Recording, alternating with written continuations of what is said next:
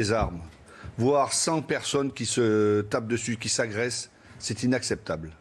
Et moi, je veux avoir une pensée pour les forces de l'ordre, les forces de sécurité, pour la police, pour ceux qui étaient sur place. Quand certains, dans les manifestations le samedi, crient, sifflent, hurlent contre la police, quand d'ailleurs certains responsables politiques de l'opposition les montrent du doigt, on a vu cette nuit, qui était là pour établir l'ordre? Qui était là pour mettre la sécurité dans les quartiers à Dijon?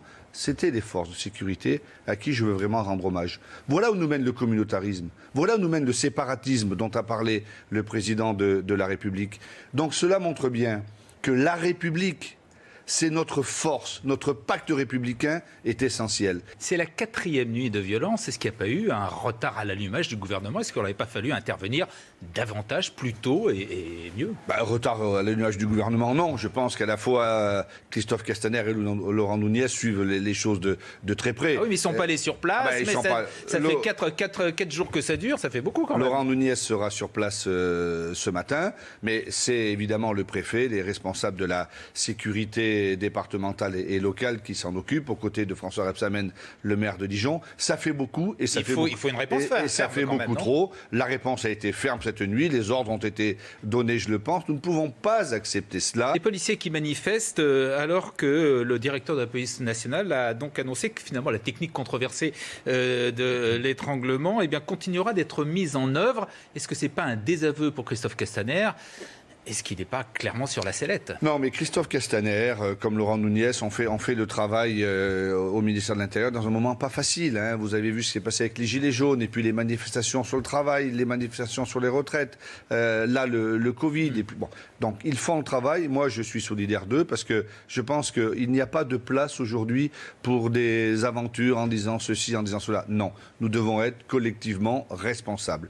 En même temps, nous avons bien vu ce qui s'est passé, la sensibilité, les policiers, les gendarmes, les forces de sécurité ont mal compris ce qui a été dit par le ministre de l'Intérieur. Il est revenu hier, il a écrit une lettre aux forces de sécurité. Bon, il faut que tout cela s'apaise et puis que les choses reprennent le sens, quoi. Il faut aider ces filières. Oui, alors, nous savons à peu près aujourd'hui ce qu'il a été. Le décret d'état d'urgence sanitaire a fait que les hôtels-restaurants ont été fermés. Et donc, ceux qui fournissent les hôtels-restaurants, comme le poisson, comme les fromages, comme le vin notamment, l'alimentation, ont eu de grandes difficultés. Nous y avons répondu. La chaîne alimentaire a tenu, je veux le dire. Les agriculteurs ont continué à produire, les distributeurs à distribuer, les entreprises intermédiaires à transformer la nourriture. Nous avons tenu. La force de notre pays, c'était la résilience de son agriculture et de son alimentation. Mais nous devons réfléchir à ce qui se passera demain. Mais nous avons mis des plans d'urgence pour les aider. Sur la viticulture, par exemple, qui a eu l'arrêt total de ses ventes puisqu'il n'avait plus la possibilité de vendre du vin dans les restaurants. Vous avez évoqué la pêche, ça a été terrible pour eux. 80% de la pêche a été totalement à l'arrêt. Et donc on les a aidés? Alors donc nous avons mis des plans spécifiques en place, évidemment toutes les mesures, chômage partiel, des aides directes nous avons faites. Au bout du compte, je crois, et nous avons fait encore un point hier après-midi à Bercy avec l'ensemble des filières, au bout du compte, maintenant, nous arrivons à peu près à avoir la situation. Ce qu'il faut maintenant, la meilleure relance, le meilleur plan de relance sont les Françaises et les Français. Allez dans les restaurants, mangez, achetez des produits français, allez vous nourrir de façon équilibrée. C'est comme cela que les choses reprendront.